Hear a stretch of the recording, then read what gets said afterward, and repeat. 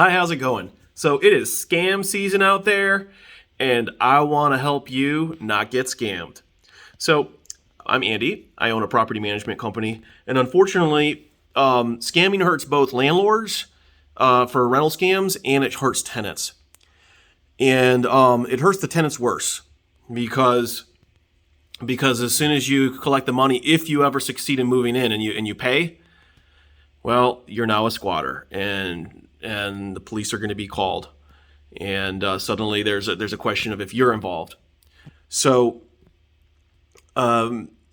here's how to see the signs of a scam. Okay, what we've noticed, and this is the most recent, is that most scams involve properties being offered at abnormally low rates. Now, don't think that I'm just trying to say, oh, you should only rent to my company because we're overpriced and you should. No, what I'm saying is just use your brain. Okay, so when you're looking around and you see a list of properties and if you're looking, you're probably going to figure out pretty quickly what do you like and what are things generally going for in a certain area, right? And then you see this property and it's just too good to be true. We're talking 20 to 50% below what everything else is renting for. Okay? Just look at that and think twice. And it doesn't mean you don't look into it, but there's going to be two things that are true. If it's a legitimate listing, there's going to be a lot of people going for it. So go for it. Go for it. But then keep your eyes wide open. You should have your spidey sense should just be on full alert. Okay? You don't want to be scammed. Life is too short to be scammed, right? And so be looking for signs, okay? One is that oftentimes the person you're working with in a scam, they have a number of identities because they're getting found out all the time. So they might have 20 phone numbers and they might have 100 email addresses, and they use those scams to rotate through those, okay? Those numbers. So they're also going to be going by different names, okay? Now we've seen scammers, and they've gotten so good. They'll actually find a landlord or property management company, and they'll actually tell everybody that they're that landlord.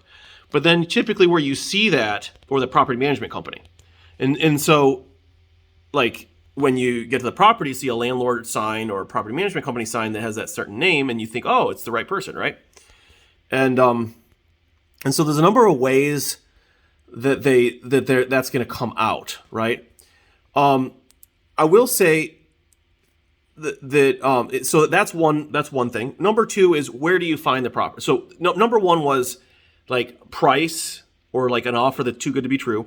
Number two is they'll say things. They'll have a number of different identities, and a landlord company might have multiple identities. Just be clear. But you can normally verify them in some way or the other, okay? Three is, what else is, number three. So you one of the other things we've seen happening is that they will ask for you to actually pay a $45 application fee, is the last one we saw, before seeing the house, okay? So if you have to apply for a house before seeing it, that's probably a sign that something's a little fishy, because that's a lot of information to give out when you're not even sure if this person's real, So that's another thing. So self-showings is another thing. So many companies do self-showings, and that's not illegitimate by itself, okay? Normally, when you do a self-showing, you're going to need a little extra verification, okay? What you'll notice, though, is a fraudster is going to have you do a self-showing via that landlord's company. And so that's the first sign. Literally, that person's saying, okay, now use this thing to do it. And it seems really legitimate because it's going through an official mechanism for seeing this property. But then they say, but don't when you do that, suddenly you're going to get contacted by the company that's doing the self-showing. It's legitimate. Don't ignore those messages. Those are the legit people. The person that actually got you in is more likely to be legit. Now we're seeing there's all sorts of fraud. So there's no bulletproof answer. But you combine all these, and that's when you should be like, start Googling that address to see who else is offering that, right? Go look for the actual, like a company behind it and call their main office phone number and verify. Look for the original listing on that company's website, right? And what you'll notice is, the price is different. So again, just double verify. I'm not saying don't take advantage of a great deal. Just double, triple, quadruple verify. And the final double, triple, quadruple verification better be when you start actually rolling out money. And so that's one of the last things you're going to see. Is you're going to see a weird way of collecting money. Now, it doesn't mean, I don't want to. Again, this is another one where you combine everything, because even we as a property management company, we collect money online, right? Normally, it's via a credit card on a company called Plastique.com that's just a well-known third processor. But we also collect money via our company software that manages all our properties. It's called Propertyware, right? And you'll see other companies, they have Appfolio, they have other, different landlords use different pieces of software to collect money online. But certain things that are like hugely out of line, and I'm not saying it's in line if it's this way, but it's out of line usually. Like if the person's asking you for Cashapp, that's one. I've actually accepted money via Cashapp as a landlord, but it was after there was other failings like on the main way of doing it, right? So it ended up being an alternative. But Cashapp probably, it's so easy these days for anybody to get that Cashapp. So like if someone's asking up front for Cashapp, that's like a strike against them. That adds to the likelihood that they might be fraudulent. If they're asking for like something really weird, like there's some crazy stuff we've seen where people paid to somebody via iTunes gift cards. I don't know I've heard that multiple times. iTunes gift, like if it's something weird like that. The other thing is like requesting that you wire money via like Western Union. Again, once that's out, it's gone. Then that's probably wrong. One more bonus flag for you to watch out for. I just thought of, and that is that if someone starts telling you like a weird story, and here's one of the apologies to all you pastors out there, but they like to tell stories about how they were transferred out of town and they're just this poor person and could you just help them? That's one, okay?